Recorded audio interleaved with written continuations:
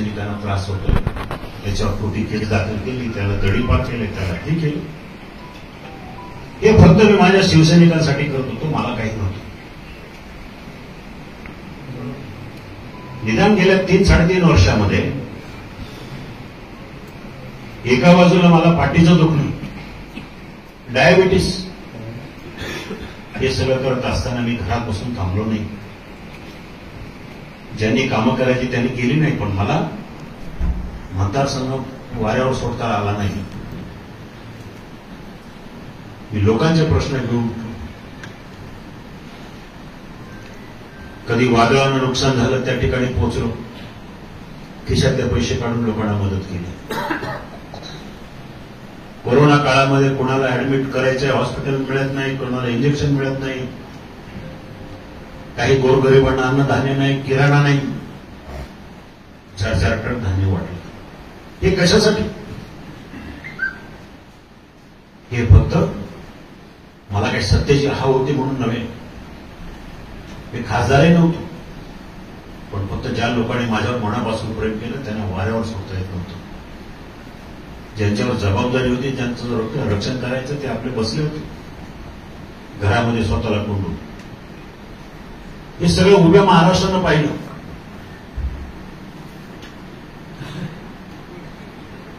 राज्यामध्ये सत्तांतर झालं. आपले मुख्यमंत्री आदरणीय उद्धवजी मुख्यमंत्री झाले. आनंद वाटला मला की आता खऱ्या अर्थानं आमच्या जीवनाला, आमच्या शिवसैनिकांना कुठेतरी आधार मिळेल, स्थैर्य मिळेल. राष्ट्रवादीच्या विरोधामध्ये लढण्याची ताकद मिळेल. पण दुर्दैवाने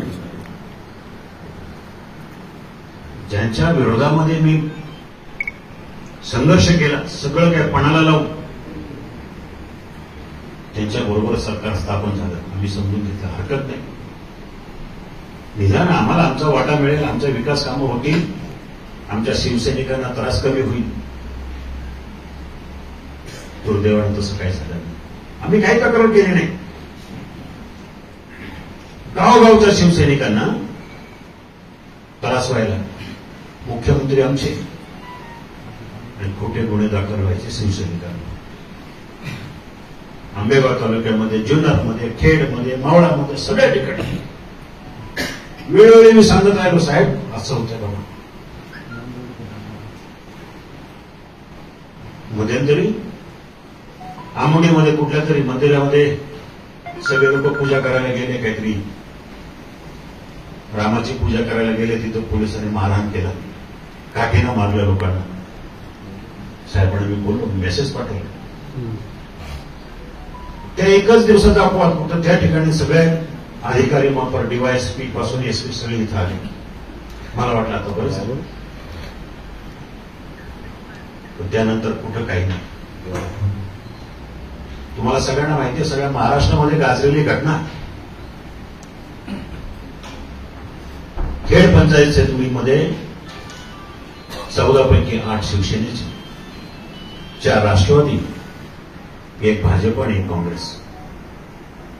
आपली एक हाती सत्ता होती. आपल्या लोकांना दहशत करून, आमिष दाखवून 8 पैकी 6 फोडले. राष्ट्रवादी त्यांना घेऊन गेले.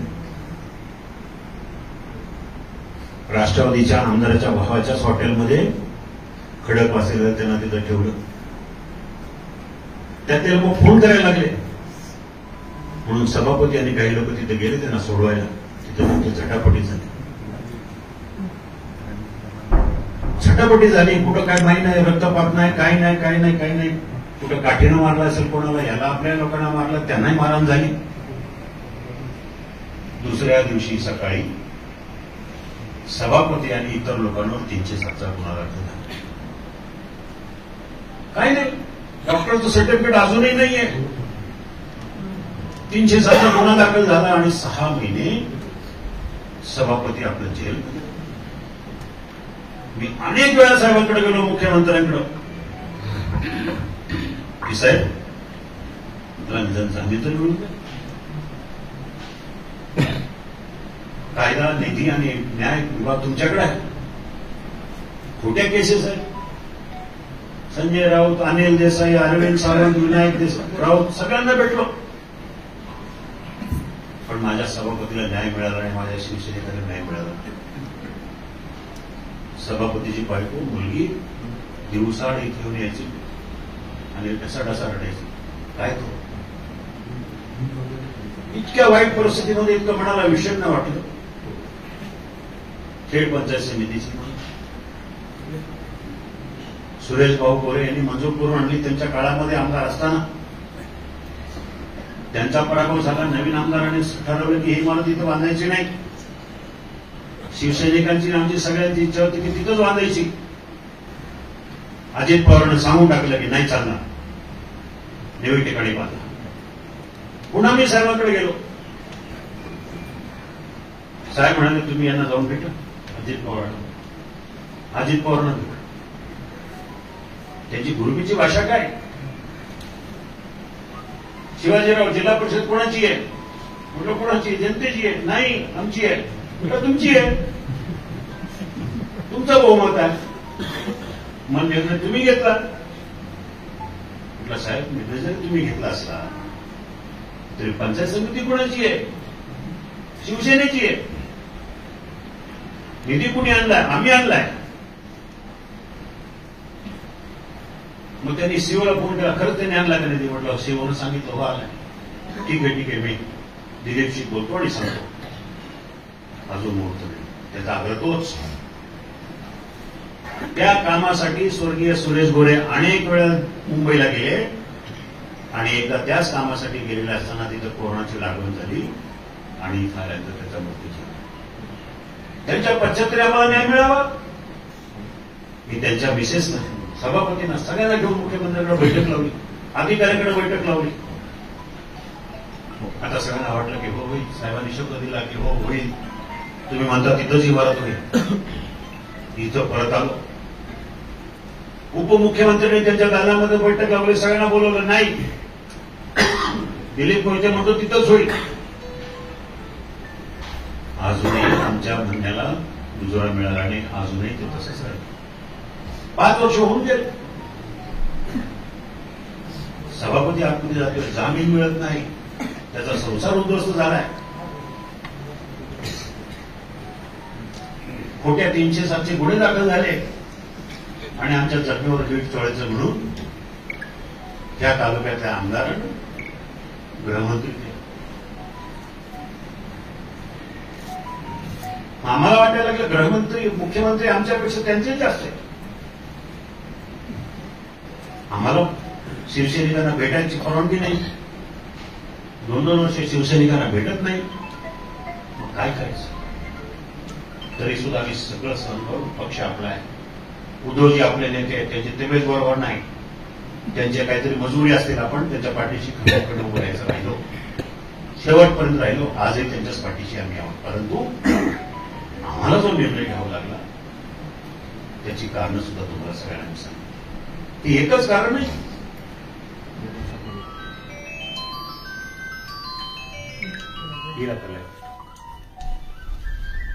तत्कालीन राज्यमंत्री ग्रामविकास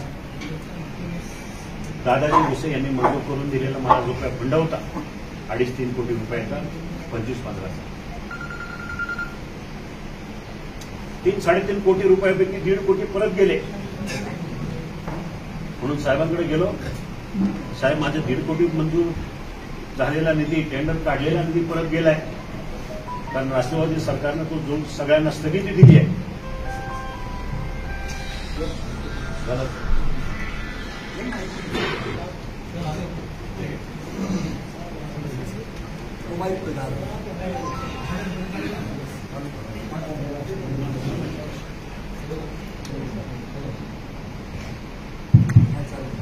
त्यानंतर मुख्यमंत्र्यांनी सांगितलं तुम्ही 4.5-5 कोटीचं पत्र द्या, मी निधी मंजूर करून देऊ.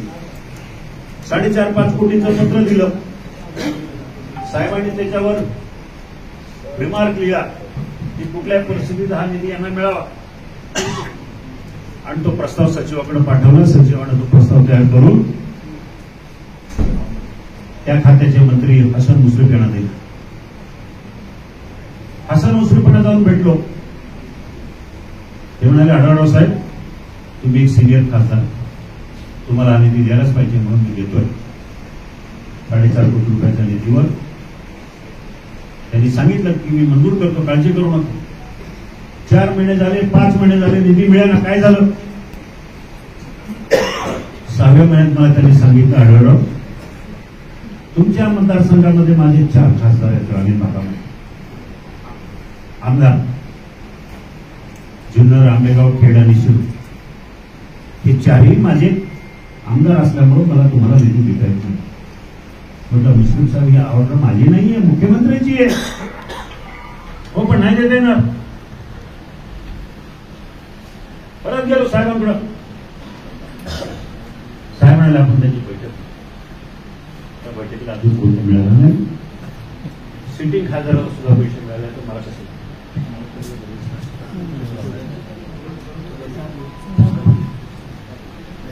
ह्या अशा अनेक गोष्टी झाल्या. वेळ मिळेल इकडं आंबेगावचा खासदार, जुन्नर आमदार, जुन्नरचा, शिरूरचा, खेडचा, सगळेचा रोज पेपरमध्ये मी बातम्या बघायचो. 50 कोटी यांनी आणलं, 52 कोटी त्यांनी आणलं. आम्हाला वाटलं आमचा मुख्यमंत्री, इथं शिवसेनेची पंचायत समिती आहे, शिवसेनेची नगरपालिका आहे, शिवसेनेची नगर परिषद आहे, शिवसेनेची ग्रामपंचायत आहे, त्या ठिकाणी काहीतरी निधी मिळेल. दुर्दैवानं जिथं जिथं शिवसेनेची सत्ता आहे तिथं रुपयाचा निधी नाही, आणि जिथं राष्ट्रवादी आहे त्या ठिकाणी मोठ्या प्रमाणात निधी दिला जातो. तरी पण आम्ही गप्प बसलो, काही हरकत नाही. सगळ्या मतदारसंघामध्ये, सगळ्या जिल्ह्यामध्ये, पश्चिम महाराष्ट्रामध्ये राष्ट्रवादीचं एकच काम होतं की काही करून शिवसेनेला संपवायचं, काही करून शिवसेनेला दुय्यम वागणूक द्यायची आणि त्यांचा पक्ष वाढवायचा. सरकारी खर्चावर निधी सरकारचा आणि खर्च करायचा राष्ट्रवादीच्या ठिकाणी. हे सगळं होत असताना आम्ही वेळोवेळी, मी असेल, शरददादा असतील, बाकीचे खासदार असतील, आमदार असतील, सगळे सांगत होतो की लक्ष घाला, कोणीतरी लक्ष घाला. मी तर खासदार नव्हतो, त्यामुळे मी प्रत्येक ठिकाणी रोज जाऊन मंत्रालयात बसा, शिवसेना भवनमध्ये बसा, पण कुणाचे तिथे लक्ष? या सगळ्यांचा जेव्हा परिपाक झाला, प्रचंड उठाव झाला. मला फक्त त्या काळामध्ये फक्त मदत व्हायची ती एकनाथ शिंदे सरकार. मग चाकण 68 कोटी, मंचरला 5 कोटी, त्या दिवशी 3 कोटी, जुन्नरला 15-16 कोटी. हे सगळा निधी मला फक्त एकनाथ शिंदे साहेबांकडे. त्यांना व्यथा माहिती होत्या की आमच्या काय व्यथा आहेत, निवडून येताना काय त्रास होतो, लोकांना प्रश्न तोंड देताना काय अडचणी निर्माण होतात, हे सगळ्यात त्यांना माहिती होतं. पण त्यांनी समजून घेतलं. जेव्हा हा सगळा उठाव झाला आणि उठाव झाल्यानंतर सगळा महाराष्ट्र पेटला आणि सगळ्या ठिकाणी राजकारण धुवून निघालं. एक एक करता जवळजवळ 40 आमदार. ज्या वेळेला 40 आमदार जातात, कुठंतरी आपण चुकतोय, कुठंतरी काही धोरणामध्ये बदल व्हायला पाहिजे. ठीक आहे, नेतृत्वाला मान्य होतं, आम्ही गप्प बसतो. राज्यामध्ये नवीन मुख्यमंत्र्यांची नेमणूक झाली. माझं कर्तव्य म्हणून मी अभिनंदन केलं मुख्यमंत्र्यांचं. पक्षाला मला आवडलं नाही. तिसऱ्या दिवशी माझी हकालपट्टी केली. अरे 15 वर्ष ह्या जिल्ह्यामध्ये तिथे शिवसेनेचं काही नसताना 3 वेळा खासदार होतोय. रात्रंदिवस सकाळपासून संध्याकाळपर्यंत शिवसैनिकांच्या संरक्षणासाठी मी मेहनत करतोय, बांधतोय. फक्त एका पोस्टमुळे तुम्ही माझी हकालपट्टी करताय. एकनाथ शिंदेची शुभेच्छा दिल्या म्हणून तुम्ही हकालपट्टी करायची. माझ्याशी विचारायचं तरी, मला बोलायचं तरी. आदल्या रात्री मी साहेबांना फोन केला, हकालपट्टीच्या आदल्या रात्री. तुला साहेब, तालुक्यातले काही लोक तुमच्याकडे उत्साही लोक यायला लागले जातात. मी पण येणार होतो, पण मला वेळ नाहीये, कारण माझ्याकडे जनता दरबार आहे रविवारचा. ते म्हणाले मला काही हरकत नाही, पण तुम्ही ते पोस्ट टाकले, मला खूप वाईट वाटलं. म्हटलं साहेब मला नाही काय तर चुकीचं वाटलं, कारण मुख्यमंत्र्यांची अभिनंदन करणं त्याच्यामध्ये काय चुकीचं असेल मला नाही वाटत चुकीचं. नाही असं आहे, तुम्ही 15 वर्ष जाणार म्हणून तुम्ही गेला नाही, पण 20 वर्ष कधी जे कोणी जाणार नाही त्याची खात्री असलेले लोक गेले. पण हरकत नाही, तुम्ही या मंगळवारी या, मला बोलायचं तुमच्याशी. हे सगळं बोलणं काय होत नाही तर दुसऱ्या दिवशी सकाळी पेपरमध्ये 6 वाजता मला पुण्याला लागले, तुमची हकालपट्टी झाली. मलाच कळली नाही का हकालपट्टी. कारण एकच की मी फक्त सोशल मीडियावर पोस्ट टाकली अभिनंदन. ती पोस्ट तशी व्हॉट्सअप मी केली साहेबांना, हकालपट्टीची बातमी. सकाळी 9:30 साहेबांचे 3 फोन आले, मला म्हणाले चुकीनं. विनायक राऊतांचा फोन आला, अनिल देसाईंचा फोन आला, चुकीनं झाले. सामना मुखपुत्र आपलं पक्षाचं मुखपत्र चुकीनं झाले. मी काय चुकीनं होण्यासारखा बारीक माणूस आहे? तरी सगळं विसरलो. चला काय हरकत नाही, साहेबांनी स्वतः सांगितलं चुकलं तर चुकलं. मी शरददादांना घेऊन गेलो शिवसेना भवनमध्ये, सगळ्या चर्चा झाल्या. काय करायचं, कसं करायचं तर शरददादांनी सांगितलं साहेब जाऊ द्या, झालं गेलं विसरून जाऊ. आता आपण 16 लढायचं, राष्ट्रवादीची साथ सुरू द्या. ही जी लोक गेलीत ना ती राष्ट्रवादीमुळे गेलेली, राष्ट्रवादीनं आपलं वाटोळ केलं. या शरद पवारांनी ज्यांच्या बरोबर युती केली, ज्यांच्याबरोबर आघाडी केली त्या पक्षाला संपवलेला आहे. त्यामुळं आपण त्यांच्याबरोबर न राहता 16 बरोबर राहू. 288 आमदार उभे करा, आम्ही पडलो तर बेहतर, काही हरकत नाही मला. आज पुढे पण उद्या निवडून 5 वर्ष लागतील, 10 वर्ष लागतील, 16 वर कुठे हो.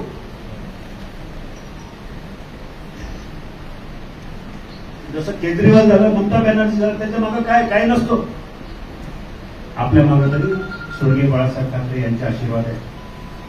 चला मैदानात खुर्चीतून बाहेर पडा. साहेब म्हणाले शरद हे सुद्धा शक्य नाही होणार, सगळे ऐकणार नाहीयेत, आपल्याला राष्ट्रवादी सोडून चालणार नाही. म्हणाले आम्ही काय करायचं? म्हणजे ठीक आहे, आता शिवाजीरावांनी पुणे लोकसभेची तयारी करावी. म्हटलं साहेब पुणे लोकसभेला मी कसं जाणार? शिरूर लोकसभेचा जो खासदार आहे त्याला फिरायचं नसतं, लोकांपर्यंत जायचं नसतं, आणि पुण्यात ते चालतं, गावाला नाही चालत. त्यांना जर पुण्याला पाठवलं तर त्यांच्या दृष्टीने सोयीचं आहे. नाही म्हणे ते ऐकत नाही, राष्ट्रवादी ऐकत नाही. पण तुम्ही पुण्याची तयारी करा. हे म्हणजे जखमेवर मीठ चोळायचं. मी लोकांना सगळ्यांना विचारलं, गावोगावी दौरे केले, काय करू आता? 10 दिवस माझं मनाला शांत बसून देत नव्हतं. तुमच्यातल्या बऱ्याचशा कार्यकर्त्यांना विचारपूस केली, काय करा? सगळ्यांनी सांगितलं की शिरूर लोकसभेमधूनच लढायचं. मी पुन्हा नेत्यांशी बोललो, संजय राऊतांशी,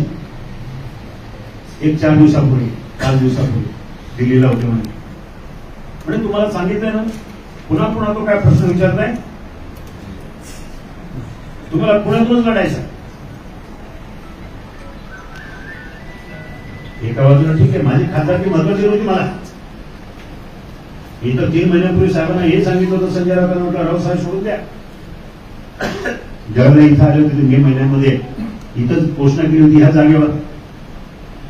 त्याच्यानंतर मला बोलून घेतलं मुंबईला, मला म्हणाले पुण्याची तयारी काय करा. म्हटलं साहेब लावलं, कशाला पुन्हा कशाला शिरूर, मला काय नको आहे.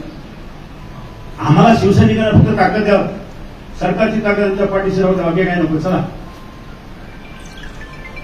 पुन्हा तरी आमच्या शिवसैनिकांना मोठं करा, ग्रामीण मधला कोणाला तरी सत्ता द्या, मला डीपीडीसी किंवा काय त्यातून कलेक्टर करून बसायचे, आम्हाला संधी मिळू द्या. कुठं आमचा एसपी ऐकेल, कलेक्टर ऐकेल, एवढं काहीतरी पद द्या, कुणालाही द्या, मला द्या, शिवकऱ्यांना द्या, सोनवणे कुणालाही द्या, नका देऊ खासदार. नाही आता या काहीच नाही.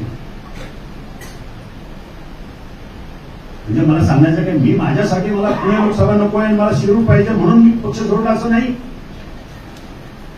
तर माझ्या दृष्टीने जे काही चाललंय ते चुकीचं होतं. आमच्या लक्षात आलं की आज ह्या भागामध्ये शिवसेनेला जर जगवायचं असेल तर राष्ट्रवादीची संगत आपल्याला चालणार नाही, परवडणार नाही. काल ज्या मुंबईला गेलो, शिंदे साहेबांनी बोलवलं, मला वाटलं माझ्या मतदारसंघातल्या मतदार विकास कामाची चर्चा असेल.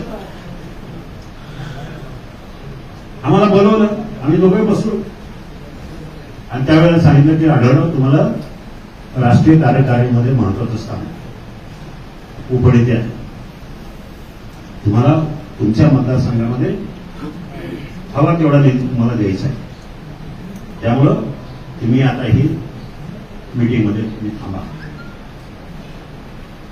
आम्ही दोघांनी विचार केला. मी दादांना म्हटलं, शरद दादा मला आपल्या लोकांशी विचारायचं, लोकांचा कल काय, लोक उद्या माझे कार्यकर्ते म्हणतील दादाने आम्हाला न विचारता परस्पर निर्णय घेतला. त्यावेळेला शरद दादा म्हणाले, खासदार साहेब आपण एवढा लांब आलो, मुख्यमंत्री सांगतात सगळे आमदार आहेत, पन्नासच्या पन्नास आमदार इथं बसले आणि अशात आपण नाही म्हणून सांगायचं तर तुम्हाला विचारणार कोण द्या. एवढ्या मोठ्या माणसाचा तुम्ही जर शब्द जर ऐकत नसेल तर आपण करायचं काय. त्यावेळेला आईंशी आम्ही निर्णय घेतला, जे व्हायचं ते होऊ द्या. मला माझ्या मतदारसंघासाठी विकास कामं करण्यासाठी, शिवसैनिकांना ताकद देण्यासाठी जे काय करावं लागेल ते करू, उद्या जे काय व्हायचं ते होऊ. आणि म्हणून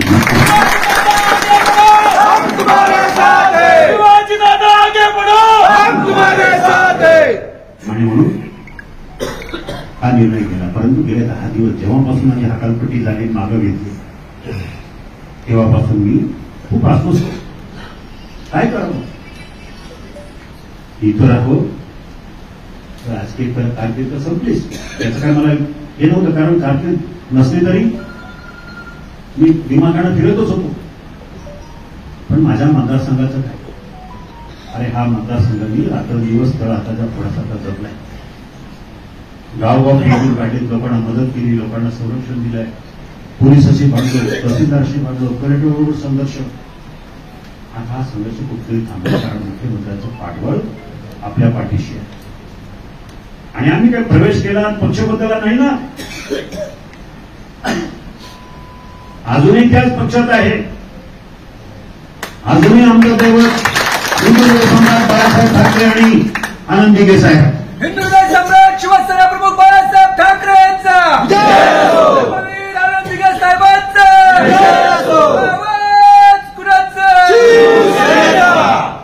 आणि लोक ठीक आहे, सोशल मीडिया तुम्ही म्हणाले, सोशल मीडियावर कुणीही काही मतं मांडायला स्वतंत्र असतं, आपण त्याच्यावर फारसं काही करायचं नाही. कालपासून काही कॉमेंट येतात अर्ध्या लोकांच्या, गद्दार गद्दार. 20 दिवसापूर्वी ज्यावेळेला हकालपट्टी झाली त्यावेळेला 6000 कॉमेंट आल्या, दादा इथं काय थांबू नका, आम्ही तुमच्या पाठीशी आहोत. आणि जेव्हा मी शिंदे गटाचं आम्ही नेतृत्व स्वीकारलं, मग त्यातले काही लोक म्हणजे होते बाहेरचे,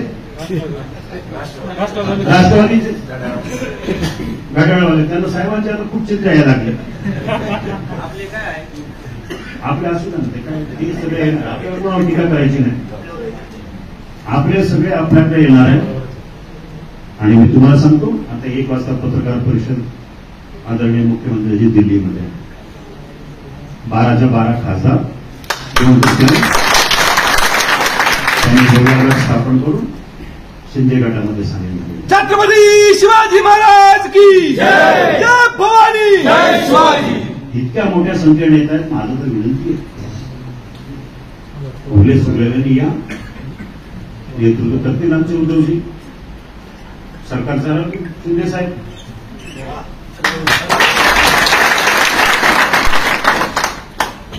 पण आज महाराष्ट्राला स्थैर्य द्या, शिवसैनिक जगवा. या एकमेव कारणामुळे आम्ही लोकांनी हा निर्णय घेतला आणि तुम्हाला विचारात न घेता निर्णय घेतला. मला आशा आहे तुम्ही आमच्या भावना समजून घ्या की कशामुळे काय झालं. तुम्ही बघितलं मला संघर्ष करताना राष्ट्रवादीत होता, त्यामुळे पक्षाची गद्दारी करणं, बाळासाहेबांच्या विचाराची गद्दारी करणं हे मला या जन्मात तरी कदापि शक्य नाही. कारण तसं असतं तर हा जो डाव आहे ना महाविकास आघाडीचा 2019ला झालेला, हा अख्ख्या महाराष्ट्राला माहिती नाही, मला माहिती आहे, मी साक्षीदार आहे. मी आज ते सत्य उघड करतो.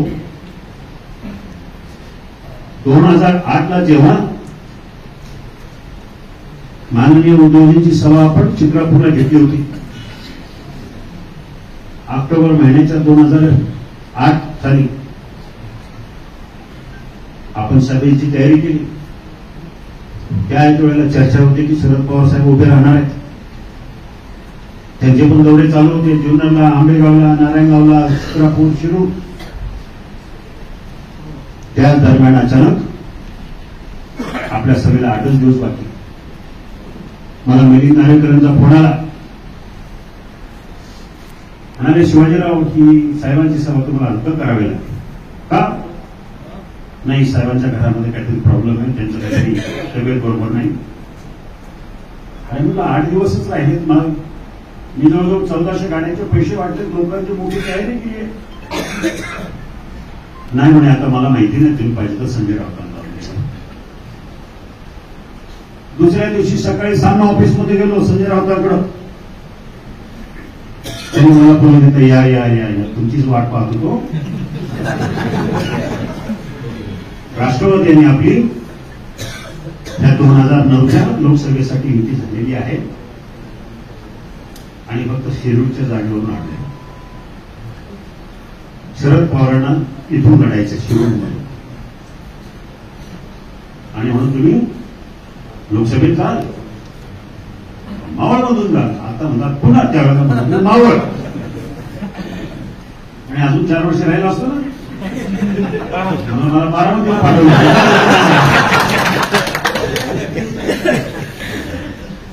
म्हटलं जाऊ तुम्ही युती करा, हरकत नाही, मला तिकीट द्या, नका देऊ, ती हरकत नाही, पण सभा का कॅन्सल करता? नाही म्हणे पवार साहेबांनी 8 घातली, आपली बोली चालू आहे, पण आढळरावना त्यांची सभा उद्धवजींना घ्यायला सांगू नका. म्हटलं चालेल, माझी काही हरकत नाही, आपली बोलणी चालू आहेत ना. मग शरद पवारांची परवा जुन्नरला सभा आहे आणि त्याच्यानंतर त्या दिवशी दुपारच्या नंतर शिरूरला आहे.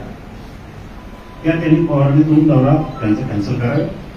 मी उद्धवजींची सभा कॅन्सल करतो, काही हरकत नाही, तुमची बोलणी चालू द्या. नाही म्हणाले पवार साहेबांना कसं सांगायचं. म्हटलं मला कसं सांगणार तुम्ही, मला तुम्ही ग्रही धरू नका. आणि मी तडक बाहेर पडलो. 2008ची गोष्ट करतो. 10 मिनिटात मला फोन आला मेलीचा, साहेब येतात सभेला, तयारी ठेवा. मला सगळ्यांना माहिती त्या सभेमध्ये शरद पवार आणि एनसीपी सोडून सगळ्या विषयावर चर्चा झाल्या, सगळ्यांना टीका झाली, फक्त शरद पवार. त्याच्या आदल्या दिवशी सुभाष देशमुख मंत्री होते, त्यावेळेला ते माझ्यावर खासदार. पवार साहेबांनी सांगितलं की तुमच्या मित्राला पाठवा, शिरूरमधून उभी नका होणार. ठीक आहे, त्यांना बोलले. त्याच्यानंतर महिन्याभराने एका उद्योगपतीच्या माध्यमातून मला साहेबांनी बोलून घेतलं. उद्धव साहेबांना पवार साहेबांनी आज मला वाटतं 24/11/2008 26/11 झाली ना, त्याच हॉटेलमध्ये 24/11 त्या रूममध्ये सांगितलं, बसलो, तासभर चर्चा केली. म्हटलं साहेब माझं काय नाही, मला उभं राहायचं. म्हटलं साहेब राहा उभे, पण नाही म्हणजे मला शिरूरमधूनच उभं राहायचंय, तर तुम्ही उभे राहू नका. म्हटलं साहेब माझ्यापुढे 2 पर्याय. मी बसलो घरी. या येणाऱ्या विधानसभेला वळसे पाटलाला घरी बसतो, एक टर्म करतो.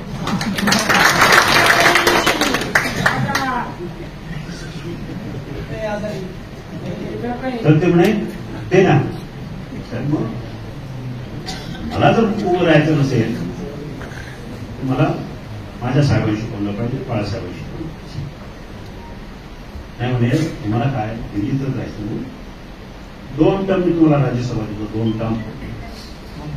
आता सुप्रियाचे 2च वर्ष झाले, ते 4 वर्ष बाकी आहे. ही 4 वर्षाची टर्म आणि त्याच्यानंतर 6 वर्ष, 10 वर्ष तुम्हाला राज्यसभेची खासदार केली. म्हटलं नाही, मी साहेबांना विचारेन, माझ्या मोठ्या साहेबांना. ज्या वेळेला मी साहेबांना विचारलं, फोन केला, म्हणजे म्हटलं भेटलं तर ते आडवं नको माझी, म्हणून साहेबांना, मोठ्या साहेबांनी फोनवर बोललो की असं असं तर कोणी चाललेलं आहे. म्हटलं हो चाललंय असं.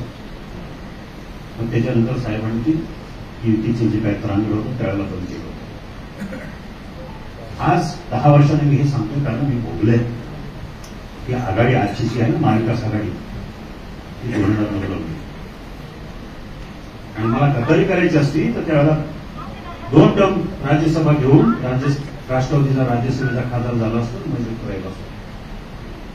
पण मी प्रभावी झालो होतो फक्त बाळासाहेबांच्या विचारात. माझ्यापुढे माझ्या शिवसैनिकांचे चेहरे होते आणि म्हणून मी सोडला नाही, कुठे गद्दारी केली नाही. आणि आजही जे लोक आता नव्यानं उड्या मारायला लागलेत, सुटलेल्या धडाला पालवी फुटली, आता आपल्याला काहीतरी मिळेल, दादा गेले की आपल्याला काहीतरी मिळेल, ते पूर्ण ठेवू. आणि आजही कोणावरही काही अन्याय झाला तर मीच आहे. म्हणून मला आपल्याला सांगायचं की आम्ही आता जो निर्णय घेतला काही चुकीचा किंवा काही लालचेपोटी किंवा काही पाहिजे म्हणून केलाय, खासदारकी पाहिजे म्हणून केलाय. खासदारकी आता योग्यकडे होईल. जो निर्णय मुख्यमंत्री उपमुख्यमंत्री घेतील तो निर्णय मला मान्य आहे. त्यांनी उद्या ठरवलं की मला नाही तर कुणाला द्यायचं खासदारकी, माझी काही त्यात मागणी नाही. ते म्हणाले तुम्हाला उभं राहायचं मी राहील.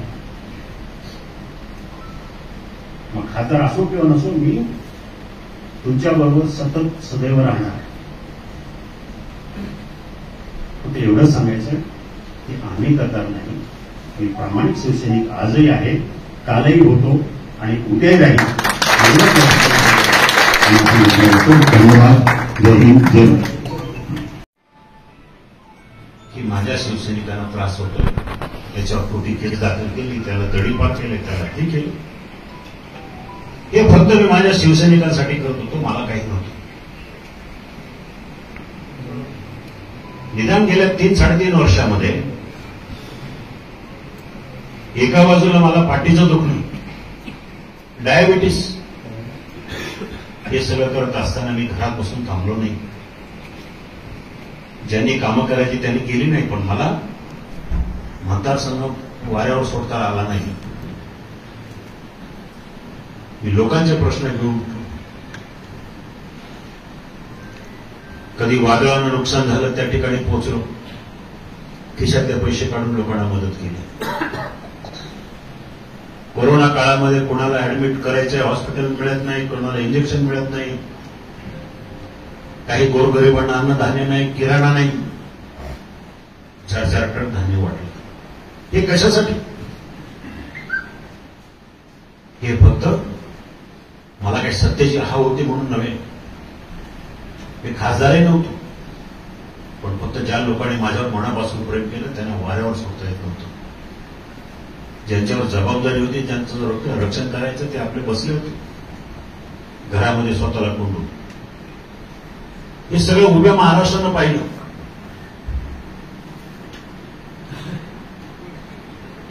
राज्यामध्ये सत्तांतर झालं. आपले मुख्यमंत्री आदरणीय उद्धवजी मुख्यमंत्री झाले, आनंद वाटला मला की आता खऱ्या अर्थानं आमच्या जीवनाला, आमच्या शिवसैनिकांना कुठेतरी आधार मिळेल, स्थैर्य मिळेल.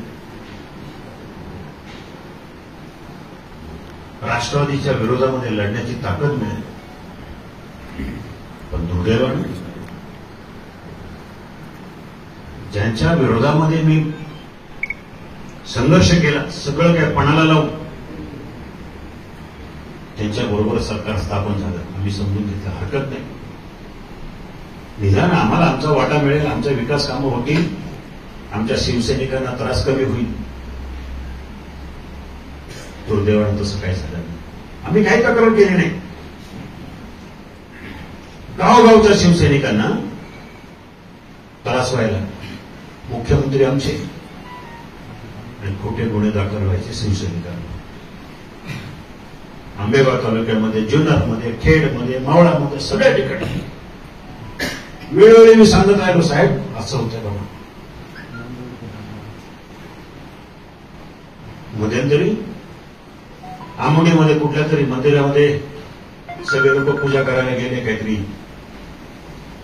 रामाची पूजा करायला गेले, तिथं पोलिसांनी मारहाण केला, काठीनं मारलं लोकांना. साहेबांना मी बोललो, मेसेज पाठवला. त्या एकच दिवसाचा अपवाद होता. त्या ठिकाणी सगळे अधिकारी मापर डीवायएसपी पासून एसपी सगळे इथं आले. मला वाटलं आता बरं झालं. पण त्यानंतर कुठं काही नाही. तुम्हाला सगळ्यांना माहिती आहे, सगळ्या महाराष्ट्रामध्ये गाजलेली घटना खेड पंचायत समितीमध्ये 14 पैकी 8 शिवसेनेचे, 4 राष्ट्रवादी, 1 भाजप आणि 1 काँग्रेस. आपली एक हाती सत्ता होती. आपल्या लोकांना दहशत करून, आमिष दाखवून 8 पैकी 6 फोडले. राष्ट्रवादी त्यांना घेऊन गेले. राष्ट्रवादीच्या आमदाराच्या भावाच्याच हॉटेलमध्ये खडकवासलेला त्यांना तिथं ठेवलं. त्यात ते लोक फोन करायला लागले. म्हणून सभापती आणि काही लोक तिथे गेले त्यांना सोडवायला. तिथे मोठी झटापटी झाली. झटापटी झाली. कुठं काय माहीत नाही, रक्तपात नाही, काही नाही, काही नाही, काही नाही. कुठं काठीनं मारलं असेल कोणाला, याला आपल्या लोकांना मारलं, त्यांनाही मारहाण झाली. दुसऱ्या दिवशी सकाळी सभापती आणि इतर लोकांवर 307चा गुन्हा दाखल झाला. काय नाही, डॉक्टरचं सर्टिफिकेट अजूनही नाहीये. 307चा गुन्हा दाखल झाला आणि 6 महिने सभापती आपलं जेल. मी अनेक वेळा साहेबांकडे गेलो, मुख्यमंत्र्यांकडे, की साहेब तुला निधन चांगली तरी मिळून कायदा, निधी आणि न्याय विभाग तुमच्याकडे आहे. खोट्या केसेस आहेत. संजय राऊत, अनिल देसाई, अरविंद सावंत, विनायक देसाई राऊत सगळ्यांना भेटलो. पण माझ्या सभापतीला न्याय मिळाला नाही, माझ्या शिवसेनेला न्याय मिळाला नाही. सभापतीची बायको, मुलगी दिवसाआड इथे येऊन यायची आणि ढसाढसा रडायची. काय तो इतक्या वाईट परिस्थितीमध्ये इतकं मनाला विषण्ण वाटलं. खेड पंचायत समितीची सुरेश भाऊ कोरे यांनी मंजूर करून आणली. त्यांच्या काळामध्ये आमदार असताना त्यांचा पराभव झाला. नवीन आमदारांनी ठरवलं की ही इमारत इथं बांधायची नाही. शिवसैनिकांची आमची सगळ्यांची इच्छा होती की तिथंच बांधायची. अजित पवारांनी सांगून टाकलं की नाही चालणार, नवीन ठिकाणी बांधा. पुन्हा मी साहेबांकडे गेलो. साहेब म्हणाले तुम्ही यांना जाऊन भेटा, अजित पवारांना. अजित पवारांना भेटा. त्यांची गुरुमीची भाषा काय? शिवाजीराव जिल्हा परिषद कोणाची आहे? म्हटलं कोणाची? जनतेची आहे. नाही आमची आहे.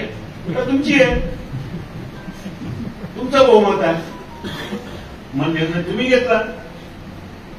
म्हटलं साहेब निर्णय जरी तुम्ही घेतला असला तरी पंचायत समिती कोणाची आहे?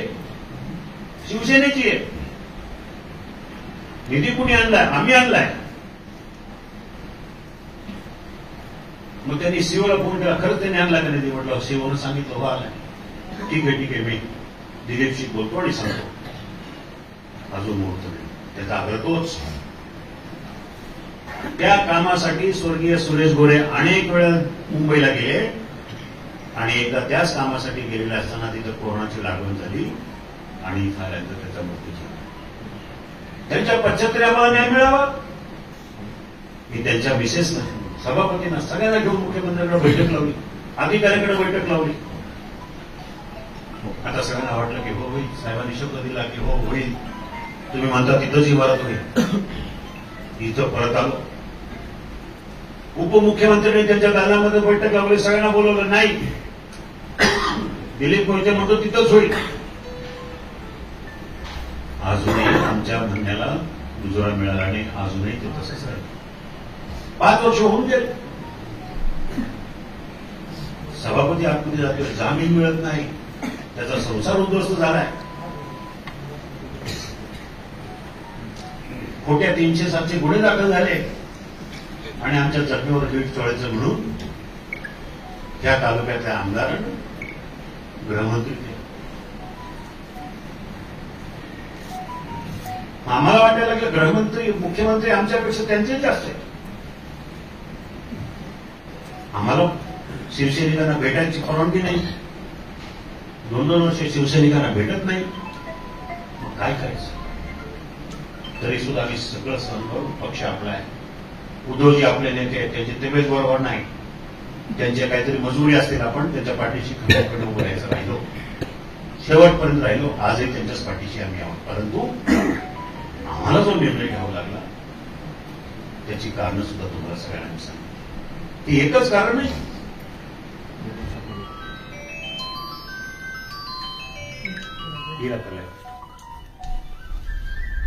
तत्कालीन राज्यमंत्री ग्रामविकास दादाजी भुसे यांनी मंजूर करून दिलेला मला जो काही फंड होता 2.5-3 कोटी रुपयाचा 25-15 3-3.5 कोटी रुपयापैकी 1.5 कोटी परत गेले. म्हणून साहेबांकडे गेलो, साहेब माझे 1.5 कोटी मंजूर झालेला निधी, टेंडर काढलेला निधी परत गेलाय, कारण राष्ट्रवादी सरकारनं तो जो सगळ्यांना स्थगिती दिली आहे.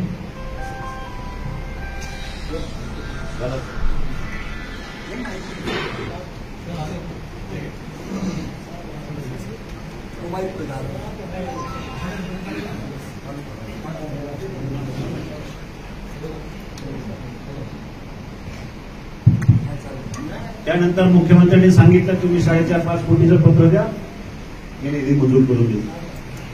4.5-5 कोटीचं पत्र दिलं. साहेबांनी त्याच्यावर रिमार्क लिहा की कुठल्याही परिस्थितीत हा निधी यांना मिळावा, आणि तो प्रस्ताव सचिवाकडे पाठवला. सचिवाने तो प्रस्ताव तयार करून त्या खात्याचे मंत्री हसन मुश्रीफ यांना दिले. हसन मुश्रीफांना जाऊन भेटलो. ते म्हणाले आढळराव साहेब, तुम्ही एक सिनियर खासदार, तुम्हाला हा निधी द्यायलाच पाहिजे, म्हणून मी देतोय. 4.5 कोटी रुपयाच्या निधीवर त्यांनी सांगितलं की मी मंजूर करतो, काळजी करू नका. 4 महिने झाले, 5 महिने झाले, निधी मिळाला. काय झालं? 6व्या महिन्यात मला त्यांनी सांगितलं आढळराव, तुमच्या मतदारसंघामध्ये माझे 4 खासदार आहेत ग्रामीण भागामध्ये, आमदार जुन्नर, आंबेगाव, खेड आणि शिरूर. हे 4ही माझे आमदार असल्यामुळे मला तुम्हाला निधी देता येत नाही. म्हटलं मुश्रीफ साहेब, ही ऑर्डर माझी नाहीये, मुख्यमंत्र्यांची आहे. हो, पण नाही देता येणार. परत गेलो साहेबांकडं. साहेब म्हणाले आपण त्याची बैठक, त्या बैठकीला अजून कोणतं मिळालं नाही. सिटिंग खासदाराला सुद्धा पैसे मिळाले, तर मला कसं?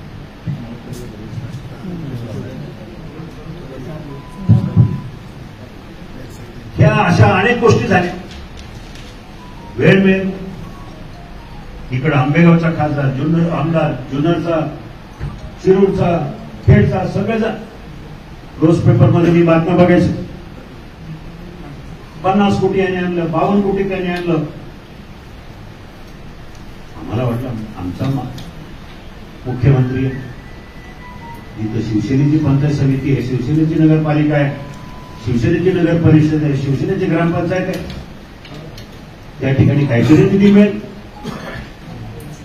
दुर्दैवानं जिथं जिथं शिवसेनेची सत्ता आहे तिथं रुपयाचा निधी नाही, आणि जिथं राष्ट्रवादी आहे त्या ठिकाणी मोठ्या प्रमाणात निधी दिला जातो. तरी पण आम्ही गप्प बसलो, काही हरकत नाही. सगळ्या मतदारसंघामध्ये, सगळ्या जिल्ह्यामध्ये, पश्चिम महाराष्ट्रामध्ये राष्ट्रवादीचं एकच काम होतं की काही करून शिवसेनेला संपवायचं, काही करून शिवसेनेला दुय्यम वागणूक द्यायची आणि त्यांचा पक्ष वाढवायचा. सरकारी खर्चावर निधी सरकारचा आणि खर्च करायचा राष्ट्रवादीच्या ठिकाणी. हे सगळं होत असताना आम्ही वेळोवेळी, मी असेल, शरददादा असतील, बाकीचे खासदार असतील, आमदार असतील, सगळे सांगत होतो की लक्ष घाला, कोणीतरी लक्ष घाला. मी तर खासदार नव्हतो, त्यामुळे मी प्रत्येक ठिकाणी रोज जाऊन मंत्रालयात बसा, शिवसेना भवनमध्ये बसा, पण कोणाचे तिथे लक्ष. या सगळ्यांचा जेव्हा परिपाक झाला, प्रचंड उठाव झाला, मला फक्त त्या काळामध्ये फक्त मदत व्हायची ती एकनाथ शिंदे सरकार. मग चाकण 68 कोटी, मंचरला म्हणजे 5 कोटी, त्या दिवशी 3 कोटी, जुन्नरला 15-16 कोटी. हे सगळा निधी मला फक्त एकनाथ शिंदे साहेबांकडे.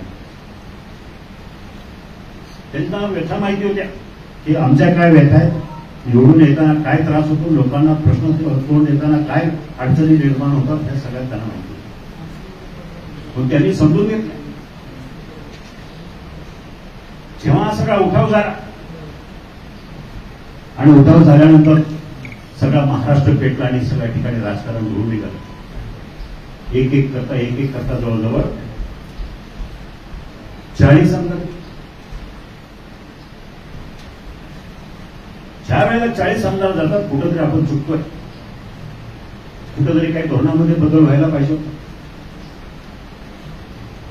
ठीक आहे, नेतृत्वाला मान्य होतं, आम्ही गप्प बसतो.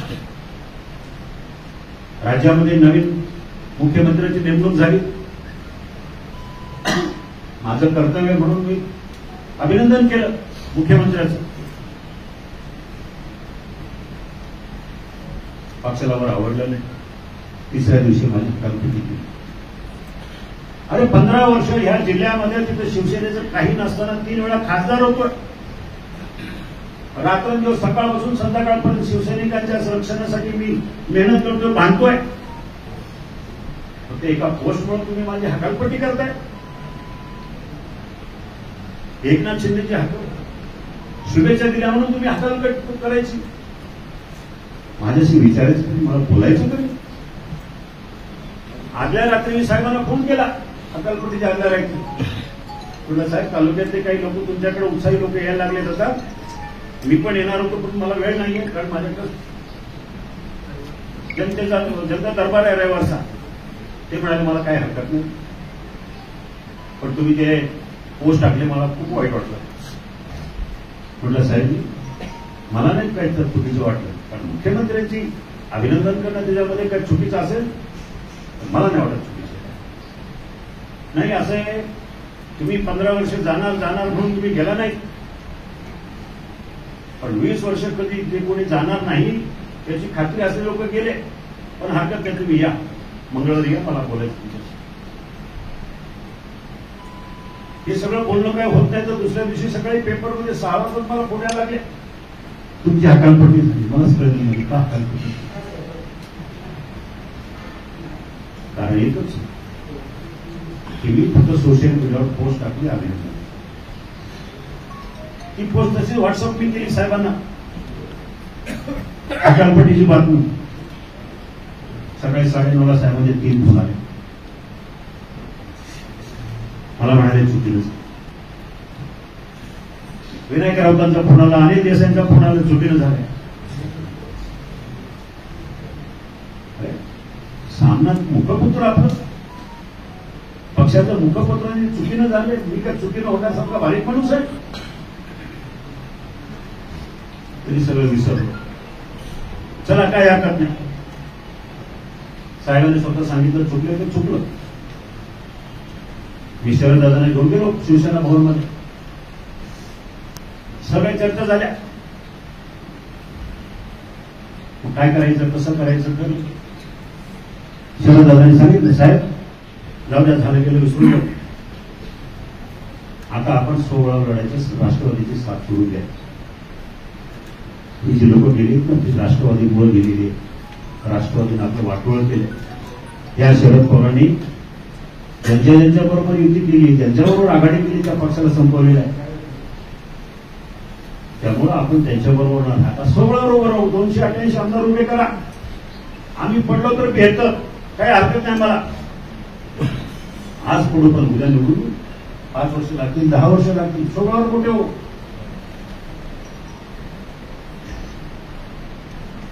जसं केजरीवाल झालं, ममता बॅनर्जी झालं, त्याच्या मागं काय नसतो. आपल्या मागं तरी स्वर्गीय बाळासाहेब ठाकरे यांचे आशीर्वाद आहे. चला मैदानात खुर्च्यातून बाहेर पडा. साहेब म्हणाले, शरद हे शिकायला शक्य नाही होणार, सगळे ऐकणार नाहीयेत, आपल्याला राष्ट्रवादी सोडून चालणार नाही. म्हणाले, आम्ही काय करायचं? म्हणजे ठीक आहे, आता शिवाजीरावांनी पुणे लोकसभेची तयारी करावी. म्हटलं साहेब, पुणे लोकसभेला मी कसं जाणार? शिरूर लोकसभेचा जो खासदार आहे त्याला फिरायचं नसतं, लोकांपर्यंत जायचं नसतं, आणि पुण्यात ते चालतं, गावाला नाही चालत. त्यांना जर पुण्याला पाठवलं तर त्यांच्या दृष्टीने सोयीचं आहे. नाही म्हणे ते ऐकत नाही, राष्ट्रवादी ऐकत नाही. पण तुम्ही पुण्याची तयारी करा. हे म्हणजे जखमेवर मीठ चोळायचं. मी लोकांना सगळ्यांना विचारलं, गावोगावी दौरे केले, काय करू आता? 10 दिवस माझं मन मनाला शांत बसून देत नव्हतं. तुमच्यातल्या बऱ्याचशा कार्यकर्त्यांना विचारपूस केली, काय करा? सगळ्यांनी सांगितलं की शिरूर लोकसभेमधूनच लढायचं. मी पुन्हा नेत्यांशी बोललो, संजय राऊतांशी, 4 दिवसापूर्वी, 5 दिवसापूर्वी दिल्लीला होते म्हणे तुम्हाला सांगितलंय ना, पुन्हा तो काय प्रश्न विचारताय? तुम्हाला पुण्यातूनच लढायचं. एका बाजूला ठीक आहे, माझी खासदारकी महत्वाची नव्हती मला. इथं 3 महिन्यापूर्वी साहेबांना हे सांगितलं होतं, संजय राऊतांना, म्हटलं राऊत साहेब सोडून द्या. ज्यावेळेला इथं आले होते मे महिन्यामध्ये, इथंच घोषणा केली होती ह्या जागेवर. त्याच्यानंतर मला बोलून घेतलं मुंबईला. मला म्हणाले पुण्याची तयारी काय करा? म्हटलं साहेब जाऊ दे, कशाला पुन्हा, कशाला शिरूर, मला काय नको आहे. आम्हाला शिवसैनिकांना फक्त ताकद द्यावं, सरकारची ताकद आमच्या पाठीशी राहू द्या, बाकी काय नको. चला पुन्हा तरी आमच्या शिवसैनिकांना मोठं करा, ग्रामीण मधला कोणाला तरी सत्ता द्या, मला डीपीडीसी किंवा काय त्यातून कलेक्टर करून बसायचे, आम्हाला संधी मिळू द्या. कुठं आमचा एसपी ऐकेल, कलेक्टर ऐकेल, एवढं काहीतरी पद द्या, कुणालाही द्या. मला द्या, शिवतऱ्याला द्या, सोनवण्यांना कुणालाही द्या, नका देऊ खासदार. नाही आता याला काहीच नाही. म्हणजे मला सांगायचं की मी माझ्यासाठी मला पुणे लोकसभा नको आहे, मला शिरूर पाहिजे म्हणून मी पक्ष सोडला असं नाही. तर माझ्या दृष्टीने जे काही चाललंय ते चुकीचं होतं. आमच्या लक्षात आलं की आज ह्या भागामध्ये शिवसेनेला जर जगवायचं असेल तर राष्ट्रवादीची संगत आपल्याला चालणार नाही, परवडणार नाही. काल ज्या मुंबईला गेलो, शिंदे साहेबांनी बोलवलं, मला वाटलं माझ्या मतदारसंघातल्या मतदार विकास कामाची चर्चा असेल. आम्हाला बोलवलं, आम्ही दोघे बसलो आणि त्यावेळेला सांगितलं की आढळलं तुम्हाला राष्ट्रीय कार्यकारिणीमध्ये महत्वाचं स्थान उपडीत आहे, तुम्हाला तुमच्या मतदारसंघामध्ये हवा तेवढा निधी तुम्हाला द्यायचा आहे, त्यामुळं तुम्ही आता ही मीटिंगमध्ये तुम्ही थांबा. आम्ही दोघांनी विचार केला. मी दादांना म्हटलं, शरद दादा मला आपल्या लोकांशी विचारायचं, लोकांचा कल काय? लोक उद्या माझे कार्यकर्ते नव्हते, दादाने आम्हाला न विचारता परस्पर निर्णय घेतला. त्यावेळेला शरद दादा म्हणाले, खासदार साहेब आपण एवढा लांब आलो, मुख्यमंत्री सांगतात, सगळे आमदार आहेत, 50 आमदार इथं बसले आणि अशात आपण नाही म्हणून सांगायचं तर तुम्हाला विचारणार कोण द्या? एवढ्या मोठ्या माणसाचा तुम्ही जर शब्द जर ऐकत नसेल तर आपण करायचं काय? त्यावेळेला आईनक्षणी आम्ही निर्णय घेतला, जे व्हायचं ते होऊ द्या.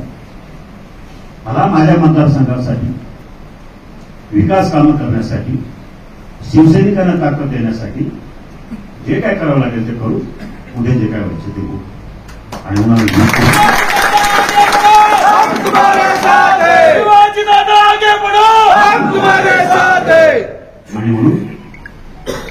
हा निर्णय केला. परंतु गेले 10 दिवस जेव्हापासून माझी हकालपट्टी झाली, मागं घेतली, तेव्हापासून मी खूप अस्वस्थ.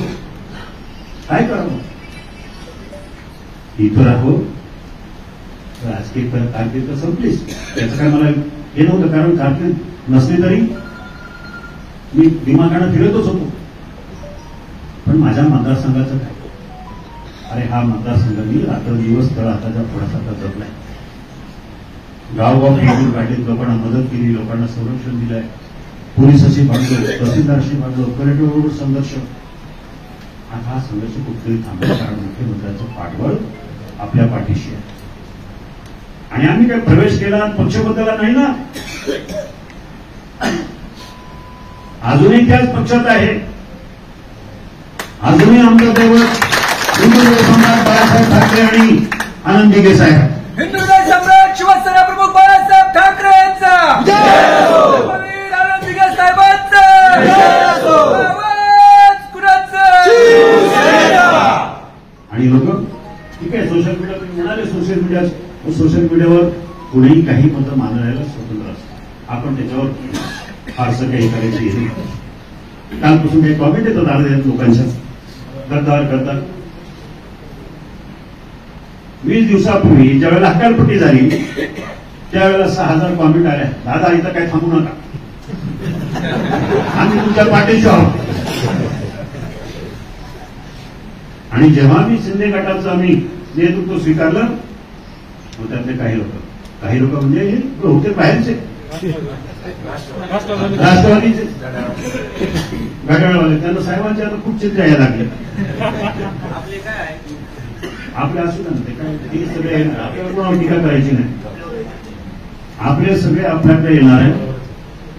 आणि मी तुम्हाला सांगतो, आता 1 वाजता पत्रकार परिषद आदरणीय मुख्यमंत्र्यांची दिल्लीमध्ये, 12च्या 12 खासदार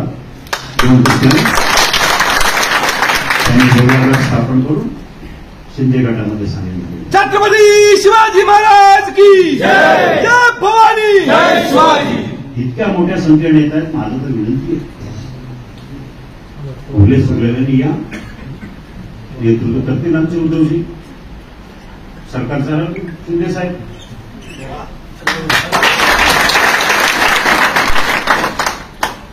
पण आज महाराष्ट्राला स्थैर्य शिवसैनिक जगवा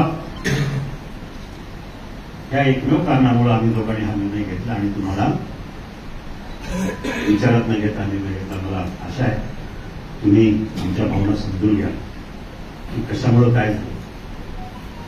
तुम्ही बघितलं मला संघर्ष करताना राष्ट्रवादीत होता, त्यामुळे पक्षाची गद्दारी करणं, बाळासाहेबांच्या विचाराशी गद्दारी करणं हे मला या जन्मात तरी कदापि शक्य नाही.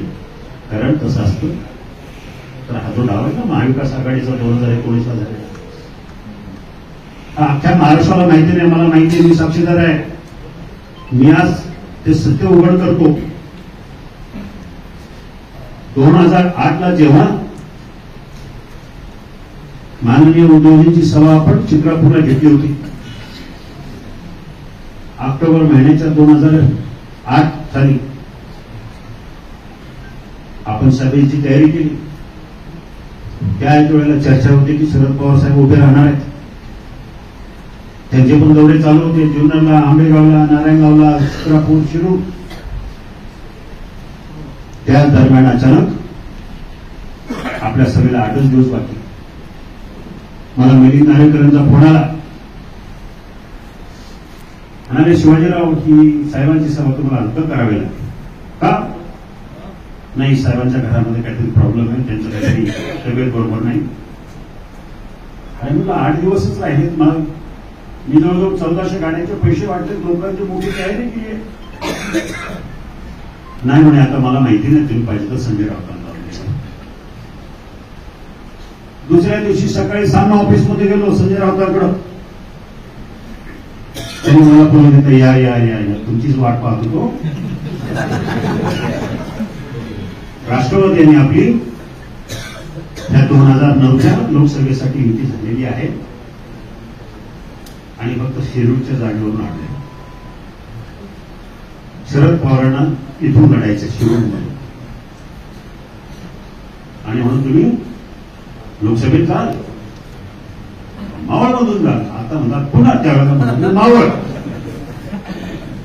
आणि अजून 4 वर्ष राहिला असतो ना, म्हणून मला बारामतीला पाठवलं.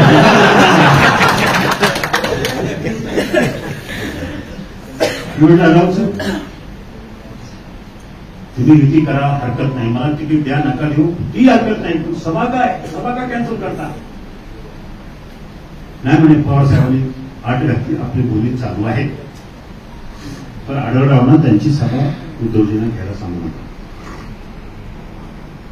म्हटलं चालेल, माझी काही हरकत नाही, आपली बोलणी चालू आहेत ना. मग शरद पवारांची परवा जुन्नरला सभा आहे आणि त्याच्यानंतर त्या दिवशी दुपारच्या नंतर शिरूरला आहे. त्या त्यांनी पवारांनी 2 दौरा त्यांचा कॅन्सल करावा, मी उद्धवजींची सभा कॅन्सल करतो, काही हरकत नाही, तुमची बोलणी चालू द्या. नाही म्हणाले पवार साहेबांना कसं सांगायचं? म्हटलं मला कसं सांगणार तुम्ही, मला तुम्ही ग्रही धरू नका. आणि मी तरच बाहेर पडलो. 2008ची गोष्ट करतो. 10 मिनिटात मला कोणाला मेलीचा साहेब येतात सभेला, बघा तयारी ठेवा. तुम्हाला सगळ्यांना माहिती त्या सभेमध्ये शरद पवार आणि एनसीपी सोडून सगळ्या विषयावर चर्चा झाल्या, सगळ्यांना टीका झाली, फक्त शरद पवार. त्याच्या आदल्या दिवशी सुभाष देशमुख मंत्री होते, त्यावेळेला ते माझ्यावर खासदार होते.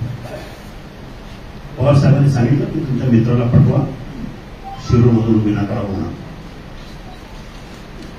ठीक आहे, त्यांना बोललं. त्याच्यानंतर महिन्याभराने एका उद्योगपतीच्या माध्यमातून मला साहेबांनी बोलून घेतलं. उद्धव साहेबांना पवार साहेबांनी आज मला वाटतं 24/11/2008 26/11 झाली ना त्याच हॉटेलमध्ये. 24/11 त्या रूममध्ये सांगितलं, बसलो, तासभर चर्चा केली. म्हटलं साहेब माझं काय नाही, मला उभं राहायचं.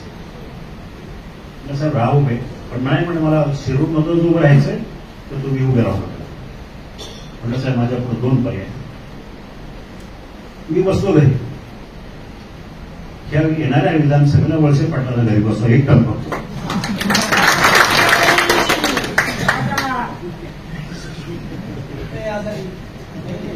तर ते म्हणे ते ना साहेब, मला जर उभं राहायचं नसेल मला माझ्या साहेबांनी शिकवलं पाहिजे, बाळासाहेबांनी शिकवलं पाहिजे. नाही म्हणे तुम्हाला काय दिल्लीतच जायचं, 2 टर्म मी तुम्हाला राज्यसभा देतो, 2 टर्म. आता सुप्रियाचे 2च वर्ष झाले, ते 4 वर्ष बाकी आहे.